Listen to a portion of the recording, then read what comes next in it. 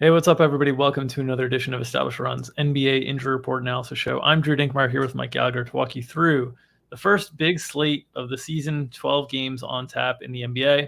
A fun opening night for the Western Conference. We'll see a lot more Eastern Conference teams today. With me to talk through all the injury analysis and actually having a fresh injury report today as the site is functioning, thank you, NBA.com, is Mike Gallagher. Mike, how are you? Yeah, it would have been trouble to do this show without that. Would have been a lot of digging, a lot of PR concept to go through. But yeah, busy day. Hit 11K words for matchups. Shout out to Jackson King for editing and posting that. And yeah, getting back in the groove in like a big way. It's kind of a big adjustment. How are you feeling with this? Like, let's go. No time to warm up. You just got to go for it. Yeah. Yep. Overwhelmed as normal. The first few days of the season are always challenging on a number of levels. You get a lot more new subscribers that are experiencing your content and different things for the first time, and so you have a lot more customer service questions. You also have a lot more projection stuff to try to dial in. It's different from projecting season-long projections to an individual game projections. It's a lot of games all at once. We're incorporating some new adjustments to our projection system this year. So like fine tuning and checking everything. It's just a lot, but I'm glad to have basketball back in our lives. Enjoyed the games last night. And we'll enjoy, the games tonight. There will be new information that we get. We do our best to interpret the information we get during the preseason, but sometimes, just like in NFL, it's not always clear. We saw that last night with like Peyton Watson getting into the Denver rotation. He looked like he had been kind of left for dead in the preseason, but he's right there as their ninth man on opening night. So we'll do our best to talk through those things. As always, for DFS specific content, you got to get behind the paywall. Mike Gallagher's matchups column, as he alluded to, is already up on the site. Top plays is being worked on right now. Projections just got their first push to the site. Those are a very rough first draft. And then the DFS show tonight will be behind the paywall, myself and Gary Hartman at 5. For now, we'll talk through injuries. So let's focus on the injuries. Let's go game by game. We will start with Atlanta and Charlotte. Atlanta's injury report, relatively clean. Wesley Matthews listed out, so nothing to really worry about there. Charlotte's injury report, though, much hardier. No James Bouknight, no Cody Martin, no Frank Ntilikina. They cut Edmund Sumner. Bryce McGowan's is doubtful, and Miles Bridges is, of course, serving his 10-game league suspension. So what can we expect to see from a thinner version of Charlotte tonight? Yeah, they actually signed Ish Smith. I got the depth charts on the site. That's free. I haven't added Ish Smith yet. Been very busy writing a monster matchups. So so the question I think here is, are they? We saw the last game. They basically ran Rozier as the PG2, which they've done all the time. So I think that's probably how they're going to go. So I think they've got LaMelo, Rozier, Hayward, Washington, Mark Williams locked in, and then I think Brandon Miller, Thor, and Mark Williams are locked in for the 8. And then do they run 8? Are they going to bring in Ish? Because there was a comment about Theo Maledon not being in shape as well. So and Cody Martin's out. This team really only has 8 reliable bodies. And they might just have to run 8 until they get Maledon up to speed, until they get Ish Smith up to speed. Ish is kind of a plug-and-play kind of a point guard, so I think he could kind of sneak in there. And then Nick Smith has been running with them and a big shot chucker there. But, yeah, I think these 8 guys might be pretty tight. So in a really good matchup, the Hawks environment is, obviously a huge up-tempo, high offense, bad defense as well. So, kind of a sneaky game to start the slate that you probably want to get into. Yeah, we've talked a lot about the Atlanta team being one to target both in seasonal. During the course of the offseason on our podcast, we will be targeting them heavily in daily as well. As you can see on the screen, Mike's got the depth charts page pulled up. This is free. It's not behind the paywall at establishedrun.com. So if you want to check out depth charts, we are updating these relatively frequently. As you can see here, it's a pretty useful tool in terms of our ideas on how rotations work.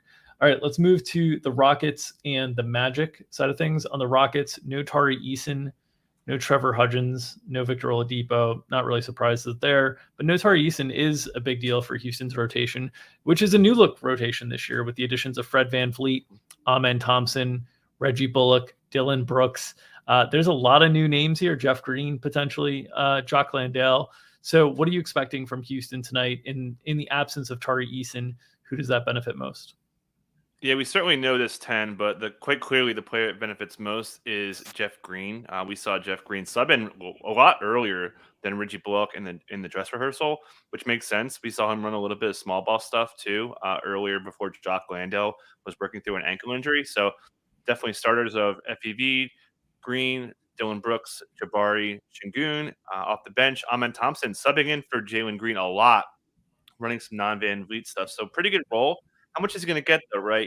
Rookie, raw rookie, by most people's standards. Is he going to get, 25, 26 minutes? That was kind of the inclination going in, or they're going to dial him back. Maybe play Reggie Bullock, who again, I mentioned was a little bit buried, signing on pretty late. Jayshawn Tate's been everyone loves Jayshawn Tate, so he's firmly in, benefits as well. I could see him kind of cutting in and almost being, the seventh-ish man, maybe beating out Jeff Green there. And then they still have Lando off the bench. So yeah, we know this 10, and it's just a matter of how it shakes out really for Tate and Bullock and Jeff Green and all those guys, and if they can actually lower Amen Thompson's ceiling a little bit. Yeah, and it will be interesting to see how a team like this that added a bunch of veterans in the offseason has a new coach who is, Ime Udoka has been very successful at the NBA level and coached a lot of good teams. With a team that was prioritizing development in the past. It'll be really interesting to see what that mix looks like early in the season, as you refer to with Amen Thompson's minutes. Let's move to the Orlando side of this game. Gary Harris is questionable with a left abductor strain. Kevon Harris listed out with a right knee issue. Harris would not have been in the rotation, so Kevon Harris would not have been in the rotation, so non-issue there. Gary Harris was a starter for much of the year last year, but in the preseason was coming off of the bench behind Jalen Suggs. Any inclination on Gary Harris's availability tonight, and if he's unable to go, how that would impact things? Yeah, he's going to go. We got kind of word at shoot around he'll begin there. So we saw him sum up mostly behind Franz Wagner early, and then they kind of tweaked that a little bit to get Joe Ingles in the mix as well. So yeah, we know the starters. Jalen Suggs started every game he's out there. There was a picture from the Magic social that had the whole team with the 5 starters of Fultz, Suggs, Wagner, Powell, and Wendell Carter Jr. And then they basically had the second unit behind them. So, pretty clear indication. We know Cole, who switched a little bit. He was subbing in as a 2 early in the preseason. That actually changed to be more of a 1. So Anthony Black almost feels like the last guy out with Joe Ingles, Jonathan Isaac, and Mo Wagner also filling out that back. So it's really just a question of if Jonathan Isaac, who's probably the most guy in, Joe Ingles also most likely in, but if they want to play Anthony Black, it will be at those 2 guys' expense. So we know the 11, it's just figuring out that 9-10 based on matchups. But Gary Harris, I would say, is for sure in, and then it seems like Mo Wagner is most likely for sure in, unless Isaac starts to kind of earn it. Okay. Let's move to Washington and Indiana. On the Washington side of things, really thin front court in the preseason. We saw, Danilo Gallinari essentially play some backup center for them during the preseason. They cut Taj Gibson, who we thought might be like another, big body that they have. They're just thin in the front court. They're going to be without Johnny Davis, Anthony Gill, Landry Shamet all today. So what do things look like for Washington tonight? Yeah, we pretty much know this rotation. I feel very confident that we know the 9. Tyus, Jordan Poole, Denny Avdia, Kyle Kuzma, and Gafford will start. Obviously, DeLon will run all the non-Tyus minutes, maybe a little bit of overlap because Johnny Davis is out. Corey Kispert will move from being probably mostly a straight 2, play a little bit of 3. And this gets Bilal Coulibaly in the rotation. He called himself a point guard, shooting guard, small forward, so expect him to play pretty much a lot of small forward, play a lot of on-ball defense as well, which will be fun to watch. He's been, really aggressive. And been pretty good in transition. And then we know Danilo Gallinari for sure is going to be the backup center. Are they going to bring Mike Muscala in? He's clearly the 10th. I don't know if they are. They might just run 9. Unseld's been a bit of more of a 9-man guy anyways. So I would kind of lean Muscala being out. We have a little bit of hedge on the minutes. But, Jordan Poole, just crazy usage, among players with 20 minutes per game he led. So could be chucking quite a bit. So, I feel pretty good about where this rotation's at. Yeah, it's it'll be really interesting to see. This will be a team that you will probably want to be attacking on the interior all season long. Daniel Gafford has had his own defensive issues in the past, kind of like chases blocks a lot, loses positioning down there, gives up a lot of putbacks. Not the greatest of one-on-one post defenders either. And then Gallinari is a really, really small backup 5. So look to potentially attack Washington on the interior this season. They are playing one of your favorite League Pass teams this year, the Indiana Pacers. The Pacers, injury report is pretty clean. It's just the two-way guys that are listed questionable here. So any notes you have on the Pacers rotation that you'd like to share with the people? Yeah, other than, so we saw Jarris Walker come in losing and kind of being behind Jordan Nwora and Aaron Nesmith. He beat out Nwora, but he didn't beat out Nesmith in the dress rehearsal. So I think Jarris Walker is out of the rotation. Again, I have to update the depth charts. I've been so busy writing, but it looks like Jalen Smith's ahead of Isaiah Jackson. We have a little bit of a hedge on those minutes. So we know the starters. Obi's obviously locked and loaded. Benedict Mathurin locked and loaded. Bruce Brown playing a lot of point guard, when they were kind of dealing with some Nembhard stuff. But I think McConnell's going to be in the rotation. So second unit, it seems quite clear to me that it's going to be TJ McConnell, Andrew Nembhard, Buddy Hield, Nesmith, and not as clear Jalen Smith having an inside track over Isaiah Jackson. But yeah, really deep team. Even their third string is got some NBA players. Even Ben Shepherd, who's not going to play, is a quote pain in the ass to guard, according to Rick Carlisle. So yeah, just a lot of bodies. They got to get rid of McConnell or Hield to free Jarris Walker up a little bit. All right. Yeah, we'll wait for more of runway for Jarris Walker later in the season. Let's move to Cleveland and Brooklyn. Cleveland, one of the biggest injury spots on the slate. Cleveland and Dallas are the two. Darius Garland is listed questionable here. They'll be without Ricky Rubio.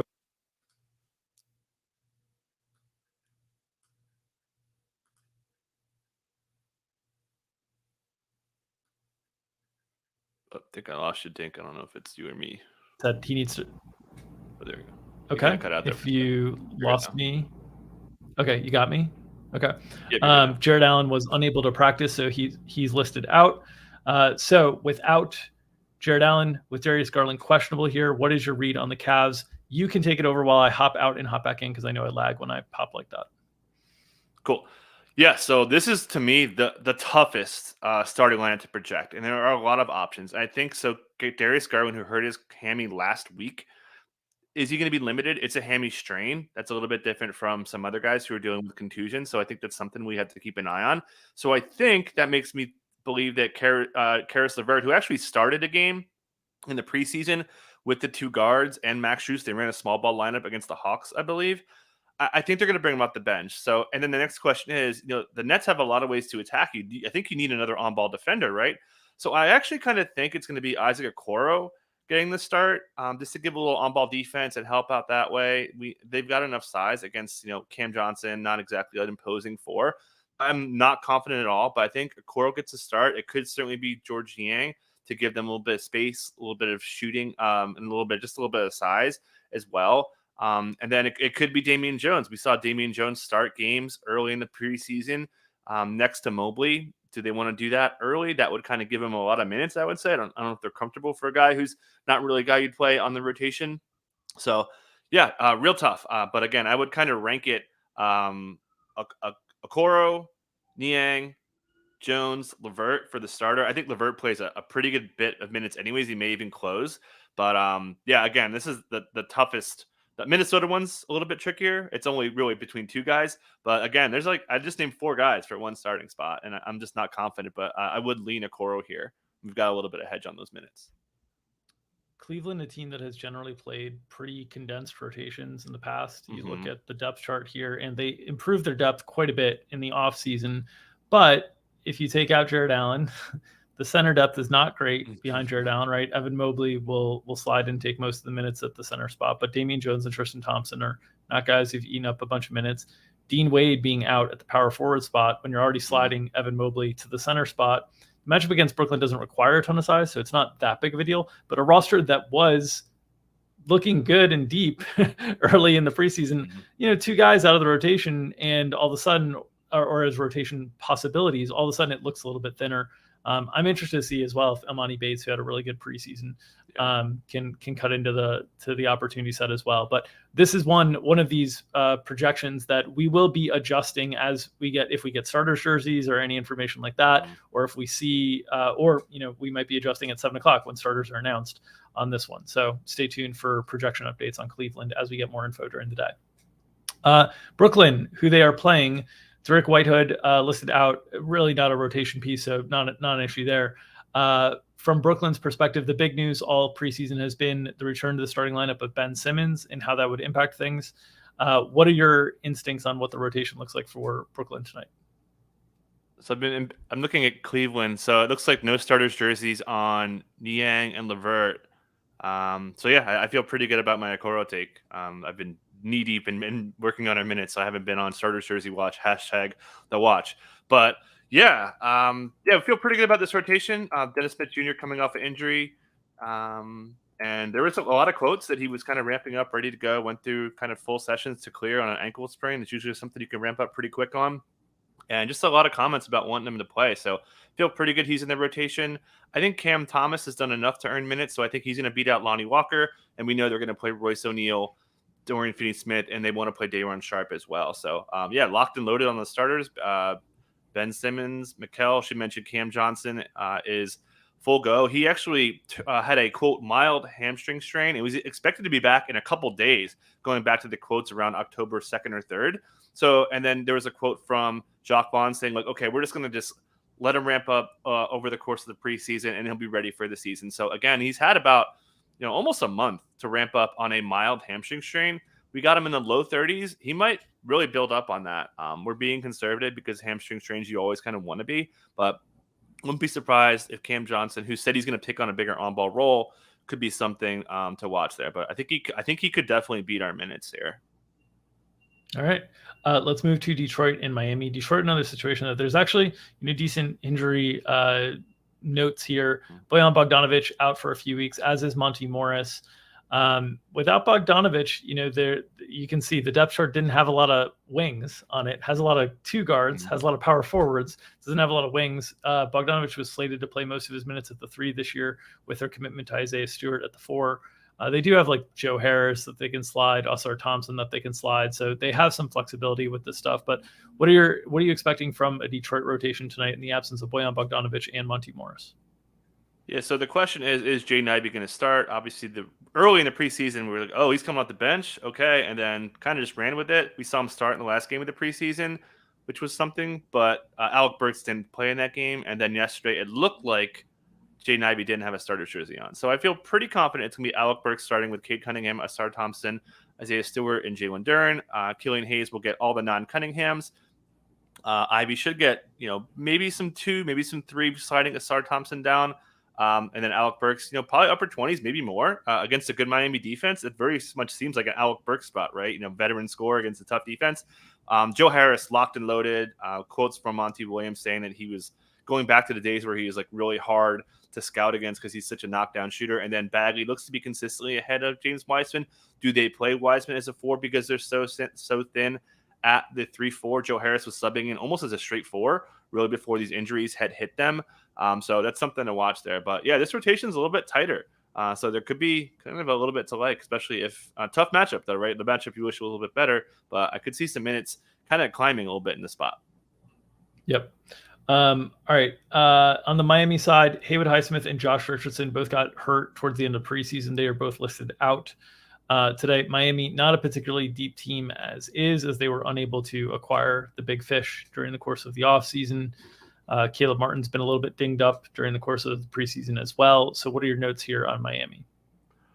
Yeah, pretty easy to figure out the starters. I think Kyle Lowry, who clamored to get the starting job from Media Day, he kind of wins it by default because Josh Richardson goes down and Haywood Highsmith even goes down, who is a candidate to start. So pretty confident we're going to see Kyle Lowry, Tyler Hero, Jimmy Butler, Kevin Love, get to that in a second, and Bam Adebayo. Caleb Martin, coming off an injury, he said he's going to have a minutes limit on there, and he also said he'll come off the bench. And there was actually another quote from Kevin Love who said that like opening night starting meant a lot to him still this day, but he understood that he may have to come off the bench. So honestly, Kevin Love may start this game, but I wouldn't be surprised if they bring Caleb Martin back into the first unit because Kyle Lowry and Kevin Love, and that's just a disgusting starting lineup to use night in, night out. It really puts you in a bad spot. So that's something to watch there. Duncan Robinson's going to have to overlap with Tyler Hero. We know Spo doesn't like to do that, but they just have to. They just don't have the bodies. And then Thomas Bryant has clearly won the center 2 jobs. So that brings us to 8. 9 and 10, very uncomfortable. Jaime Hawkins coming off an injury. Quotes from Eric Spoelstra saying they're going to be careful. I think he would probably be the next guy in, but the comments a little bit worried there. Drew Smith went from a 2-way to earning a contract. They only have really one like true blue point guard. Wouldn't be surprised if he comes in there to keep Lowry's minutes down. I honestly think he's in there. Jamal Cain, killer preseason. He could be in there. Jovic kind of buried, but a little bit of ball handling. I think they need that component there. So yeah, really in the dark on the back end of this rotation, which could push up minutes because there's such a clear gap from 8 to 9 in this rotations. And against Detroit, right? A lot to like. So Miami, really interesting from a DFS perspective. Yeah, I tend to think Jamal Cain will be kind of the ninth guy essentially for them. Was really good in the preseason, has played well when he's gotten opportunities in the past. They tend to like to bring along the younger guys a little bit slower, right? So and Jamal Cain to me feels like they're like next version of Haywood Highsmith that they've like been grooming. So I kind of think he's going to be the guy. But obviously Jovic is the guy who has the most Jovic and Jaime Jaquez have the most pedigree in terms of what they have invested in them. Drew Smith would be a little bit more surprising to me if he played like meaningful ninth man minutes, just because of Kyle basically being there. Let's move to Minnesota and Toronto. Minnesota, another very interesting one today with Jaden McDaniels out. There's also, quotes from Chris Finch about how Naz Reid is going to be primarily a 4 this season. Now you've got no Jaden McDaniels as a 3, which thins them out a little bit. This is a team that, made some depth acquisitions this offseason, but they were mostly at the guard spot with getting Shake Milton. So losing McDaniels, which we saw impacted them down the stretch last year in the playoffs, was a really big absence in the series against the Nuggets. It's kind of a big deal in terms of filling those minutes. How do you expect them to start tonight in the absence of Jaden McDaniels? So tricky here. Against most teams, I'd be like, okay, Nickeil Alexander-Walker starting, on-ball defense, yada, yada, yada. But matchup. Now, they're going against Dennis Schroeder as their point guard. Who cares? Mike Conley can handle that assignment. The concern is Pascal Siakam. I don't think they want to put Cat on him. So I actually think they're going to put Kyle Anderson in the starting lineup. We've seen him do that before as a starter late in the last season. And we saw him do it in the preseason, not as a starter, but subbing in initially as a small forward. So I think the precedent is there for Slow-Mo to get the start. So I expect the starting lineup of Mike Conley, Anthony Edwards, Slow-Mo, Cat, Gobert. Add to that, you mentioned the Naz Reid. Chris Finch said that Naz Reid's going to play 90% of his minutes as a 4, which is stunning to hear that number. So that also playing Slow-Mo as a 3 helps you do that quite clearly. So I think that makes the most sense to me. Obviously, Nickeil Alexander-Walker, Toronto homecoming as well. I think that helps. He's firmly in there. So we know for sure that 6-7 are Na and Naz. Shake Milton, to me, is clearly 8. I think Troy Brown's clearly 9. He had a pretty good preseason there. And then you're looking at Jordan. I think they're going to run 9. So I think that, Jordan McLaughlin is probably the last man out. But I think Finch could certainly run 9. You've got enough handling, got enough size. And again, the Raptors are huge. You don't want to play that Shake Milton McLaughlin stuff against them. So I feel pretty good that that's the 9 tonight. Yeah, that makes sense to me. The one thing on the Finch quote I'll just note is, really when they're saying he's going to play 90% of his minutes at the 4, that just means next to Cat or Gobert, right? It's essentially saying Cat is the 5, when a lot of times we would have thought of Naz as the 5 because of the substitution patterns. It's just saying like spacing wise, this is where we're playing him. So it's an interesting quote, but I think it's like not that interesting really, because it's just kind of, we think of it as like, oh, he's playing a lot of power forward, but really it's the same guys he was playing with before anyway. Like most of the time they were going to have Gobert or Cat on the floor at all times anyway, all right, let's move to the Toronto side. Christian Coloco is out there. We thought kind of coming into the offseason that we might see Scotty Barnes start at the point guard spot, but Dennis Schroeder, it was the offseason of Dennis Schroeder, right? Germany wins FIBA, led by Dennis Schroeder. He wins the starting job in Toronto after securing the bag. And now, we've got a situation where Scotty Barnes still going to handle a lot. Pascal Siakam still going to handle a lot, but Dennis Schroeder is the starting point guard. What are your expectations for the Toronto rotation tonight? Yeah, I feel pretty good that Malachi Flynn earned a rotation spot. And interestingly, Gary Trent Jr. was subbing in behind Scotty Barnes routinely, which is not good. You wouldn't want him subbing in for the lower minute guy to give him more ceiling. They were running him a little bit in small ball stuff, but a lot of that was without Pirtle. So, man, Gary Trent is a huge loser. He will be in the rotation firmly. I think Jalen McDaniels will be subbing in behind OG to basically take one position, the full 48 there. Mentioned Malachi's in, Precious is in, and Boucher is in. So we have a pretty clear 10-man that may be interesting that Grady Dick not included in this rotation. there was a quote from Darko basically saying that he's not ready yet. It's going to be a long process, yada, yada, yada. So he'll be the next guy in if something happens, but pretty clear we've got this 10-man to me there, and we'll see what kind of we're all watching the minutes count. We know Nick Nurse did not mess around, frequently hitting the 40 mark. So we'll see. That's something, for the sickos, we'll definitely be watching to see what kind of, long slug patterns we could get there. Yeah, and also like Nick Nurse would routinely play 9 and then like switch up a guy in the second half and like 9.5 and stuff like that. Like how solid, how consistent are the rotations, how deep are the rotations? All things that you're paying attention to with a new coach. So all eyes on Toronto tonight. Let's move to New Orleans and Memphis. New Orleans injury report, unfortunately, has been a staple of this program for a number of years now. The good news is some of the names that have been a staple of this injury report, Brandon Ingram, Zion Williamson, they are not on it. That's great news. The bad news is there's still pretty valuable players here on the injury report. Najee Marshall, Trey Murphy, Jose Alvarado. These are all players who fill really good roles for New Orleans. And also, I would also note, when you're thinking about the main New Orleans guys tonight, these are all really like lower usage guys, don't use a lot of possessions. And not that they're necessarily going to get filled by guys who do use a bunch of possessions, because we'll talk about the backups in general. But in general, it's always nice to have more lower usage guys available. So the minutes are a little bit like you're not overlapped as much with the other higher usage guys. So no Alvarado, no Najee Marshall, no Trey Murphy. What are your thoughts on the Pelicans rotation? Definitely know the starters: CJ, Herb, Brandon Ingram, Zion, and Valanciunas. We are for sure going to see Dyson Daniels, and I would say for sure Larry Nance in there. That's 7. Kyler Lewis been subbing in behind CJ pretty routinely, so I think he's in. And then we saw Jordan Hawkins sub in. So that's 9. I think that's what it's going to be. I don't think they're going to continue to go any further than that. Feel pretty confident there. So again, pretty clear 9-man. Maybe minute stealing comes up a little bit. We know that they have these guys healthy here for the first time in what seems like forever. So against a banged up Memphis team, which we'll talk about. So I actually thought about betting this, interestingly enough, which maybe I can get there, but I hate the Grizzlies, so I got to be a little careful. Yeah, the math loves the Grizzlies, by the way. If you looked at in the last few days, you get the releases of all the statistical projection systems like Darko and Kevin Pelton's and all these things. They all love the Grizzlies.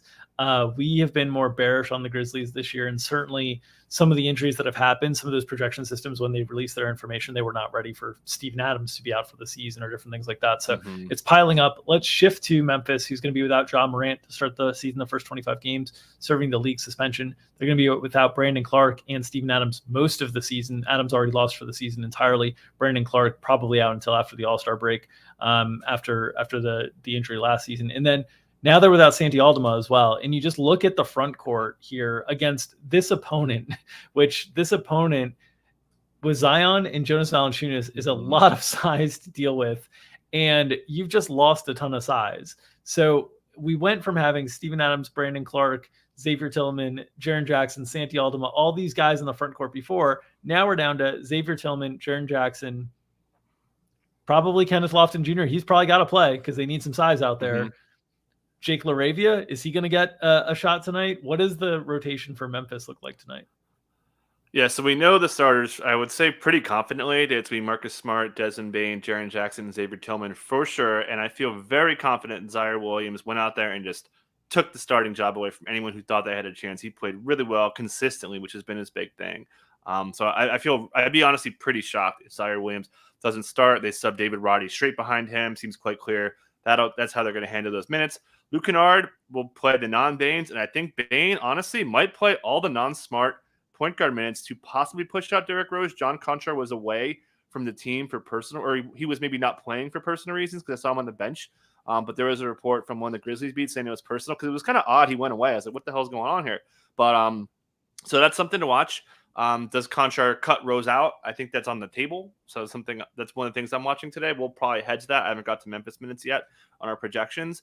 And then I think they had to play Jake LaRavia now. Again, you just got no bodies. I feel like they trust him more. They basically subbed him in as a 4 a bunch. So do you run Jaren? That's another big question. Are they going to run Jaren Jackson, stagger him with Tillman, cover your minutes that way at the center spot? I think that's honestly makes a little bit more sense than playing Kenneth Lofton Jr. Give him a little spacing. Maybe they don't want to go that way, but that's something we'll hedge as well. So yeah, that's pretty much it. And again, is Rose out or is Lofton out? I feel like that's one question we're going to have to determine. But this could get condensed. Bain has a huge role, led the preseason in scoring per game. Just massive usage, massive on ball, massive pick and roll handling stuff. Just like A+ alpha. If you listen to the podcast, we mentioned getting him 35-1 most improved player is a bet that we really like, just because the scoring could just really step up in a big way. Yeah, would imagine that's no longer available. But even at 25-1, if it's still there at that level, I still think that's pretty good. The Lofton stuff. So for me, yes, can we? In a normal matchup, I would say yes, they can slide Jaren Jackson and split with Tillman. In this matchup specifically, we know that the centers for New Orleans are going to be Joval, Zion, maybe for a little bit. They'll play a little small ball, and Larry Nance, right? Larry Nance isn't somebody that you have to like have a big body up against. So maybe you could get away with it in those minutes. But if you do that, you're probably still having Jaren on Zion whenever Jaren's out there, would be my guess. Unless the idea is, hey, let's put a sacrificial body in front of Zion. Yeah. And honestly, who would be most equipped to do that? I think it's David Roddy. Is honestly because he's just got such a big like lower mass to him that I think he would be the guy, and then let Jaren kind of help and roam and protect the rim that way. And so I wouldn't be surprised to see like David Roddy play a little bit more because of this matchup than you're anticipating. It doesn't really matter for DFS purposes. It just means that it could impact other people. But I'm sure if I'm the Grizzlies, I'm thinking of like, how do I have Jaren not be the primary defender on Zion? Because I can't afford his foul trouble, and I need his roaming for the rim protection. And that's going to be a really interesting tactical decision for Memphis tonight. Okay. Yeah. Keeping it moving to Oklahoma City and Chicago. Oklahoma City's injury report. No Jalen Williams, Lynn, the big, the center Williams, and no Ken Rich Williams, the wealthy one, Rich Williams. For Chicago, no Lonzo Ball tonight. Otherwise, fairly healthy injury report. But those two losses for the Thunder are pretty notable, especially in the front court where there's just not a lot of depth here. I see you have Yusman Jang as the backup center, basically, in the absence of Jalen Williams. Talk to me a little bit about the depth on this front court, because the Bulls do play a traditional center for all 48 minutes. Nikola Vucevic and Andre Drummond, they have occasionally gone, Billy Donovan has occasionally gone small in the past with Patrick Williams, or he could do it with Torrey Craig this year in that type of instance. Maybe they get encouraged to do that against an Oklahoma City team. But generally, this Oklahoma City team looks like they're going to be a little bit thin, literally, on the inside against the Bulls front court tonight. Yeah, the days of us projecting 13 players for OKC is probably not going to be the case late in the year a couple years ago. So yeah, let's just break this down. We know the starters: SGA, Giddey, Dort, Jalen Williams, J-Dub, the wing, and then Chet for sure. Locks, guys I know for sure are playing, to me, are Isaiah Joe, Ousmane Dieng. Ousmane Dieng summing it behind Chet each of the last two games pretty routinely, running overlap as well. He's in. I feel very strongly about that. Next two in for me are Micic and Cason Wallace. The rookies, a little bit of ball handling. They were routinely subbing him in behind Dort to be their on-ball defender, which takes down Andrew Wiggins. Get to him in a second. So those guys, to me, are locks. I would agree with Olivier Sarr, who's been subbing in early and often. Mentioned the size. I think he's in. So that's going to be your rotation. I think that's 10 right there. So that leaves, to me, Aaron Wiggins out, Trey Mann out, Lindy Waters out. So yeah, I think you got kind of that rotation that way. 10-man, pretty good to go. They still got enough. So yeah, feel pretty good about that. And SGA has a lot of tough defenders here. Javon Carter's guarded him pretty well. Alex Caruso, one of the best defenders. I think Patrick Williams-Link could give him some trouble. So yeah, kind of a tough matchup for SGA, but he's owned Herb. He's owned so many guys. Should be fun to watch that. Yeah. Just want to note, a lot of people are really excited about watching the Thunder this season, and man, they are going to be very exciting with Chet Holmgren and Shai Gilgeous-Alexander and Jalen Williams, and Josh Giddey, and all these guys. The projection systems are very pessimistic on the Thunder, which I find very interesting. I'm very optimistic on the Thunder.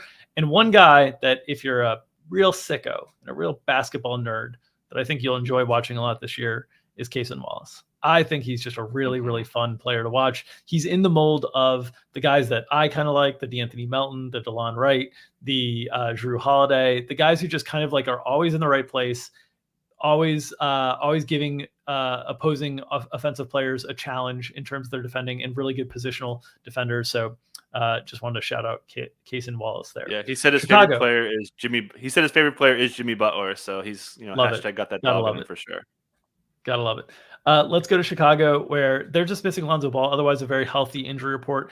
Different circumstances than last year, where, if you remember, Zach LaVine on opening night was questionable for rest. So thankfully, we're not dealing with that situation this year from Chicago. They did add some depth this year with Torrey Craig and Javon Carter. As you alluded to, Kobe White is expected to be the starting point guard after playing really well in the preseason. One thing that I just note on Chicago generally, they're deeper than in years past, and as a result, you might see the minutes be a little bit more fluctuated between some of the spots, specifically point guard and power forward. I think those are the two spots. LaVine and DeRozan are still going to play a ton.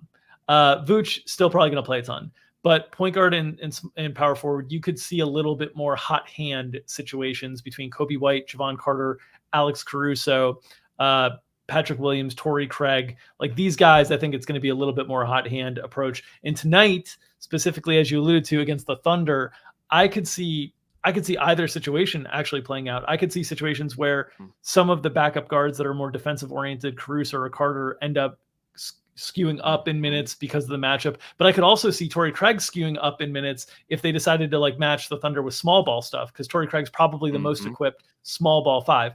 So I think this is going to be very interesting to see how Billy Donovan approaches this. But I just wanted to highlight in general, there were times last year where we were like, oh, Patrick Williams is for sure playing 30 plus minutes tonight. Yeah. I don't think we're going to have many of those situations this season. Yeah. Patrick Williams got benched in the first quarter of a preseason game because Billy Donovan didn't like how he was playing. So very nervous. And again, if you want to make sure you're getting Caruso or even Javon Carter, you're not taking out the other guys. So I think that Patrick Williams' minutes are certainly at risk. Maybe he plays well, he's good. But yeah, we know Javon Carter is going to play a pretty good bit. Alex Caruso is going to play a pretty good bit. Torrey Craig's going to play a pretty good bit. I definitely think Drummond covers that. Io, the 10th man, pretty straightforward. The questions to me are from a offensive play type standpoint. There is consistent talk of this team trying to get more catch and shoot stuff. LaVine's awesome as catch and shoot. 2 years ago, 46%. Last year, 42% on catch and shoot threes. Get that man catch and shoot shots. This team was last in 3-point attempts by a lot, by like 1 and change, which is a pretty big number compared to 29 other teams. So that's a big thing to watch there. Obviously, they're injecting Kobe White in the starting lineup from day one, had the job and just ran away with it. We'll see if, again, as minutes aren't safe, I think, because they may want to inject more defense. You don't really need the offense with DeMar, Vooch, and LaVine. So that's something I want to watch to see how Kobe White's minutes from day one is a bad matchup for him. I mean, against arguably the toughest point guard to guard from a strength and physicality downhill standpoint. So really kind of a lot going on. And just one more thing, they did run small ball stuff in the preseason, running that Torrey Craig, Patrick Williams front court. So I think that's on the table, especially against a generally smaller-ish team. Yeah, it's interesting to see who wins that battle, between the size, whether, because OKC would like to play smaller, right? And I think Chicago would be, if Drummond is just controlling the boards, which he had like 12 rebounds in 8 minutes at one preseason game. He's just an incredibly efficient rebounder. That might be a way for a Chicago second unit that, without Kobe White in the second unit, sure, they're going to stagger Zach or DeMar in there, but it's going to be devoid of scoring talent. Like when you get Javon Carter, Alex Caruso, and Torrey Craig all playing together at times, they're going to struggle to score. How do you create more scoring, offensive rebounding, right? So it'll be interesting to see that kind of push and pull stuff with Chicago tonight. Wanted to note, they are saying all the right things about trying to shoot more 3-pointers. It happened for a half in preseason, and then it did not happen again. So we'll see. But yeah, it'll be interesting. We're generally high on Kobe White, but tonight could be a slow your horses spot. Let's move to Sacramento and Utah. Nothing on the injury report for Utah so far, so I think we're good to go there. I guess we can start with them pretty quickly, because they came into camp with a point guard, position battle that we weren't sure how it was going to settle out. We heard the following names at point guard during the course of the offseason in camp: Colin Sexton, Talen Horton-Tucker, Keontae George, Ochai Agbaji, Jordan Clarkson. There was a whole lot of options. It seems like Talen Horton-Tucker is probably getting the start tonight, but it could be. It seemed like they were subbing Colin Sexton and Jordan Clarkson pretty consistently in the preseason. I think generally in the past we've wanted to attack Sacramento because they're going to be one of the weaker defensive teams. They play fast. They get into high scoring environments. I think Utah is going to be a tough spot to attack this year. I think you're going to get a lot of games where you look at the box score and like one guy is over 30 minutes and you're like, that wasn't very interesting. So what are your thoughts on Utah tonight? Yeah, I feel pretty good that THT, he had one really bad half in like kind of the dress rehearsal. But other than that, he's kind of run away with this job. So he's going to start Jordan Clarkson. We saw that flip. We saw a little bit of Sexton early, and they kind of flipped to Clarkson. Looks pretty clear he's going to start. Laurie Collins, who, by the way, had 2 roll man possessions all preseason. The guy just isn't doing it anymore. Sad state of affairs. Obviously, Walker Kessler there. So, and one of the most interesting sub patterns in the preseason was they were subbing in Agbaji as a 4, and this was to get Chris Dunn minutes. They want to play Keontae George. I think Keontae George, if he starts out slow, he might just go away, and then they kind of go back to a little bit of a bigger second unit here. You're against the Kings without Trey Lyles. They could certainly go small. So I think that's the rotation to me. I think they're going to run. I mentioned the starters. Colin Sexton, Keontae George, Chris Dunn, Agbaji, and then Kelly Olynyk. That's their 10. I feel pretty good about that. And in a really good matchup, 2 good teams that get killed around the basket as well. So pretty good matchup. THT is going to have to guard Fox. Tough assignment. But if he gets it going, he can get downhill and produce. It's a really good matchup for his style of play.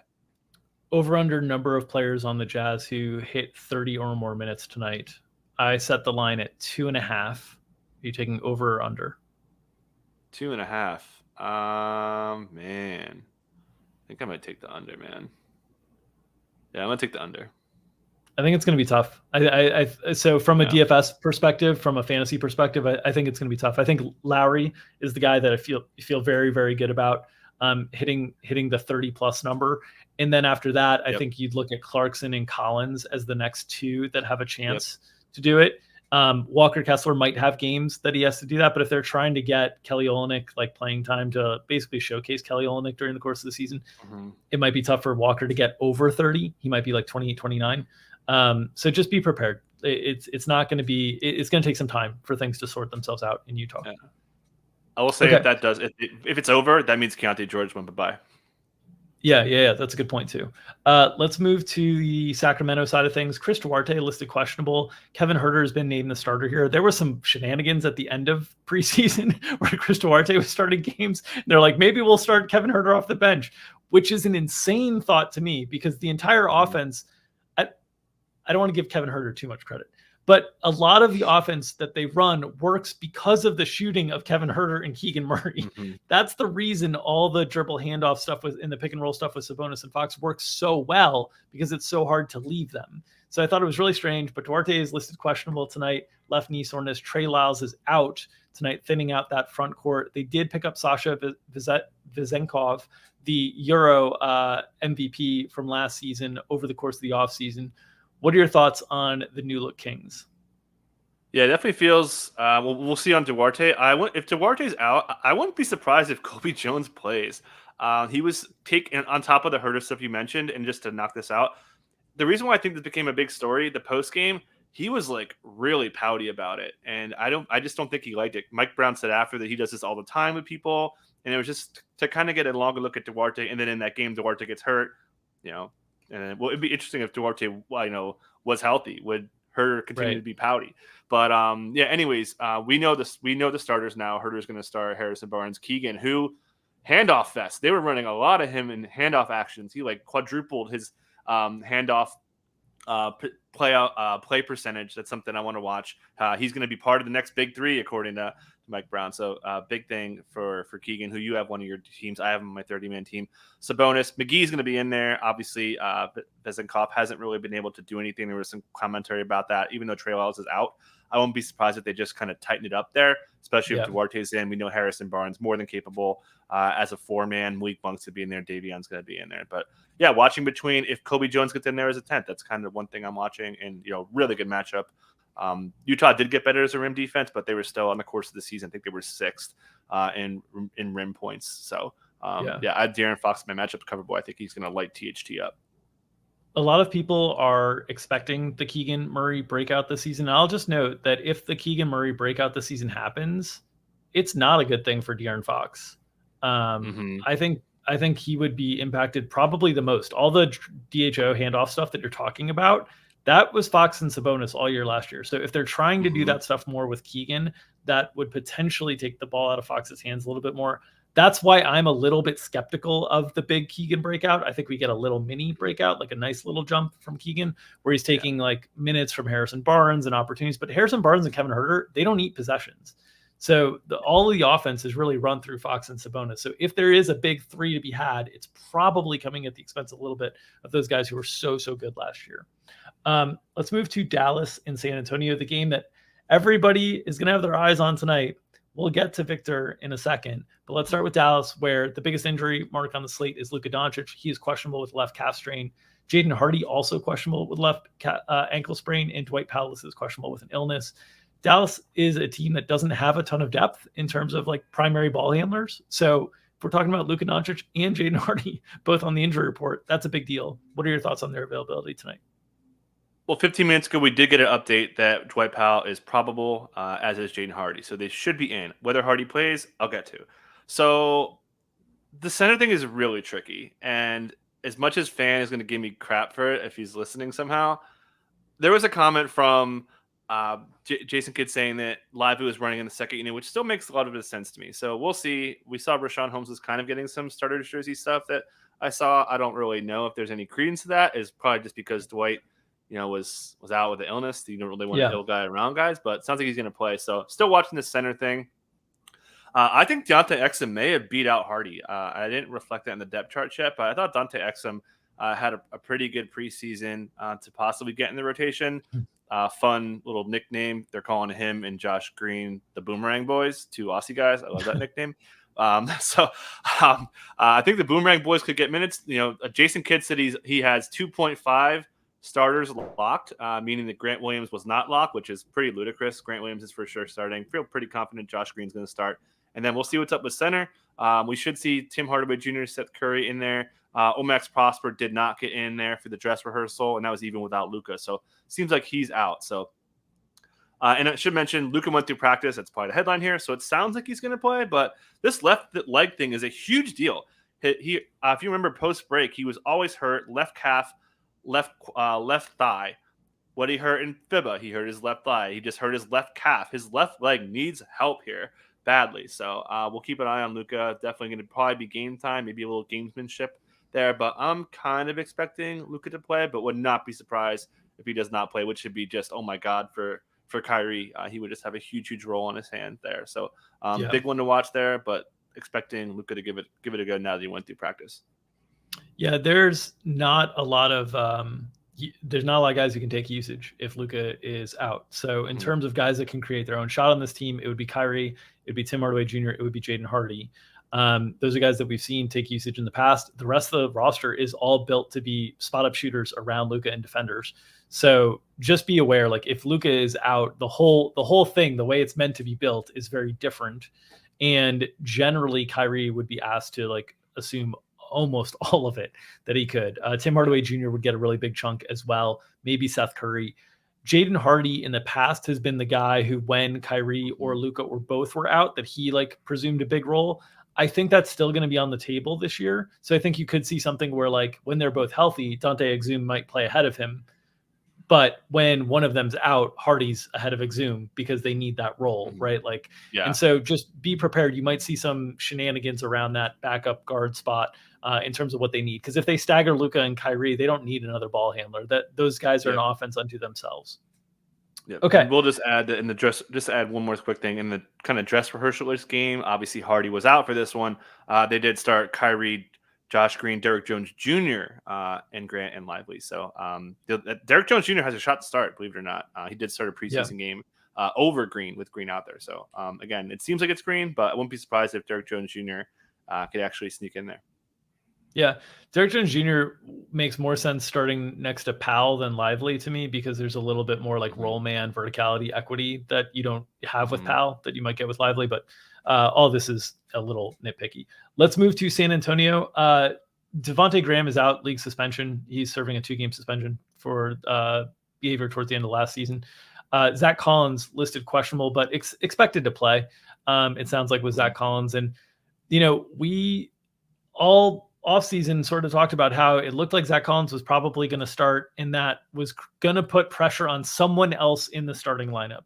We speculated at different times, maybe Keldon Johnson. There were some quotes about Keldon being willing to come off the bench, maybe Jeremy Sohan. Then at the end of the preseason, it was, hey, maybe it's Trey Jones, because Jeremy Sohan started at the point guard spot towards the end of the season. What are your expectations for how San Antonio looks tonight?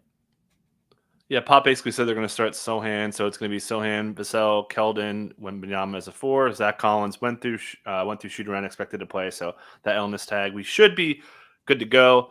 Then Trey Jones did stagger with Sohan kind of in the second quarter, so that's something we'll be watching there. Malachi Branham ran behind Vassell. Doug McDermott subbing as a 3 pretty routinely. Jetty Austin will be the 10th man, and then Charles Bassey will get some of the non-Collins minutes. We saw a little bit of Wemby at the 5. Both in multiple games, so definitely in play there. And Jetty Osman's, probably going to be the 10th. Probably looking at I haven't done the minutes there yet, but probably looking at 10, 11, 12 as kind of the clear 10th. They do like Malachi Branham, but Victor Wembanyama just broke preseason 33, 8, and 4 with I think 3-4 blocks per 36. Just one of the most ridiculous preseasons we've ever seen from a prospect we've never seen before, an alien as LeBron called him. Yeah, it'll be really interesting to see. I saw some people commenting on our Wemby projection. For what's worth, none of that's been checked yet. We just had to push something out to get something out for people. That's probably going to change quite a bit, especially the rookies. The rookies need a lot of work on the projections. It'll be really interesting to see because Wembanyama,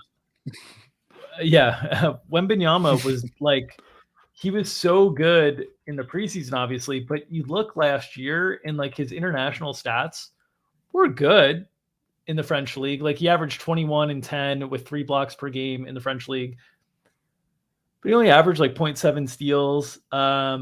He only shot 47% from the field in the French league, which you just be how, you watch him in the preseason, you're how did that not translate better to the French league? And I don't mean that maybe I'm being too critical of, or not giving the French league enough credit, but it has been surprising how, how much the growth is, which can happen in an off season for a player of his caliber. Right. So he will obviously be one of the players most people are tuning in to watch tonight.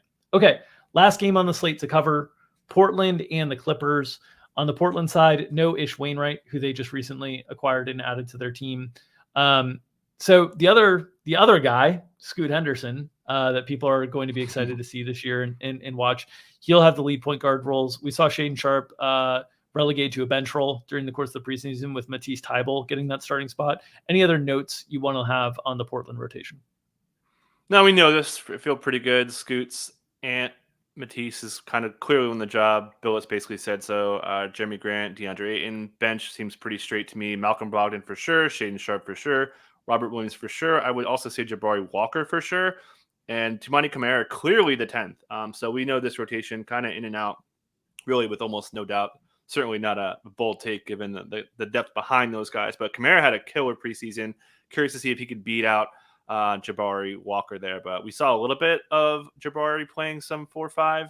So it's something to watch. Obviously, Robert Williams didn't play in those games. But we know, I don't think you can overlap Ayton and Robert Williams because we saw that with Horford. But Horford could space the floor. Ayton certainly can't, despite multiple chances of him. Oh, he's a 3-point shooter now. So, yeah, quite clear rotation. Ant Simon's magnificent preseason. I think he's going to probably lead the team in scoring. I'm a big Ant guy, my guy.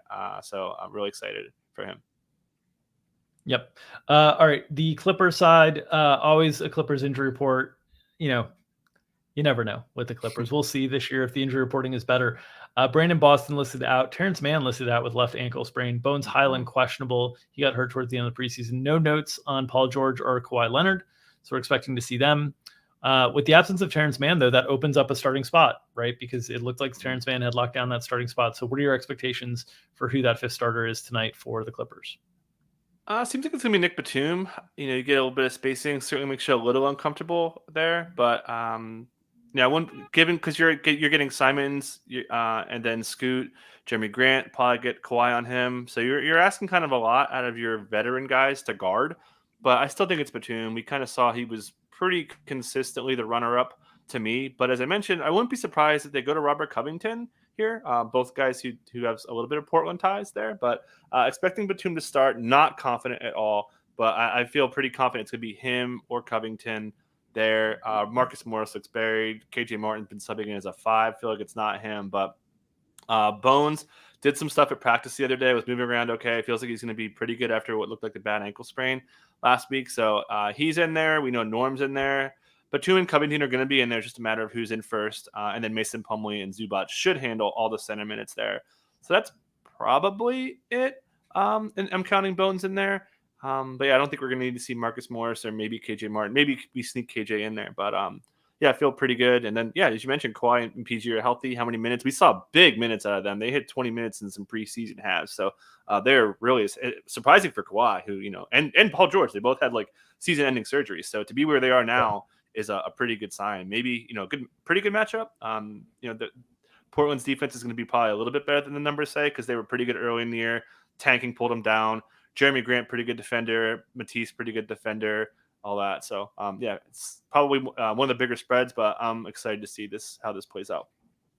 Yeah, I would say, my sneaky speculation on starter could be KJ Martin. I know he's like, you're thinking he might not even be in the rotation. The one thing that I note is just like the only issue that the Clippers could potentially have at all with Portland is transition and athleticism. As long as the game's slow and whatnot, like, the Clippers should handle things relatively easily. KJ Martin would prevent a lot of shooting. They'd have no spacing in that first unit, but I don't think they really need the spacing against a Portland defense that's probably going to be really bad. So yeah, I would rate the likelihood of starters probably at Batum's probably the favorite. Then I think I'd say KJ Martin ahead of Covington personally, but it'll be interesting to see. Obviously Batum and Covington, as you noted, revenge spots there. And then Covington did get a preseason start. That's kind of my lean there. So chat asking about Celtics and Knicks. Totally clean injury reports on the Celtics and the Knicks. I don't think there's much to touch on there. The Knicks, they're as steady as it goes with the rotation. Adding in Dante DiVincenzo, it's just a little bit more likely to have a tougher time getting ceiling minutes for Quentin Grimes, for Quickly, for DiVincenzo himself, Josh Hart, those guys, just because there's so many of them now. And then on the Celtics side, we know that Al Horford has said that he's going to come off the bench tonight. So that'll be Derek White, Drew Holiday, Jason Tatum, Jaylen Brown, and Kristaps Porzingis as the starters there. Any other notes on New York and Boston you want to share with the people? Yeah, Horford's guarded Randall a lot, so he's going to play a pretty good bit off the bench. Probably, almost certainly going to be the first sub, probably for Derek White. We saw that happen in the dress rehearsal as well. Just stats-wise, matchup notes had him 6 of 17 against Horford for Randall, and then 8 of 21 last year. So he's done a really, really good job. One of the toughest matchups for Julius Randle. So again, Horford on the bench, but I expect a really, really big role there. Payne Pritchard in there. I think Luke Cornett sneaks in there. Sam Hauser will be in there. So that's probably the 9. And you mentioned the Knicks are like so straightforward. The question to me is how much does Quentin Grimes play? He's been the primary on Jason Tatum in the last handful of matchups that they've had. So how much do you want to push him up? Do you trust RJ? Who else is going to guard this guy? So I won't be surprised if Quentin Grimes kind of goes out there and really separates from the DiVincenzos of the world. Maybe Hart doesn't play as much today. We'll see if Hart guards Tatum, who he certainly will. But that's one of the big things I'm watching is like Quentin Grimes, who again just kind of got the starting job and really ran with it.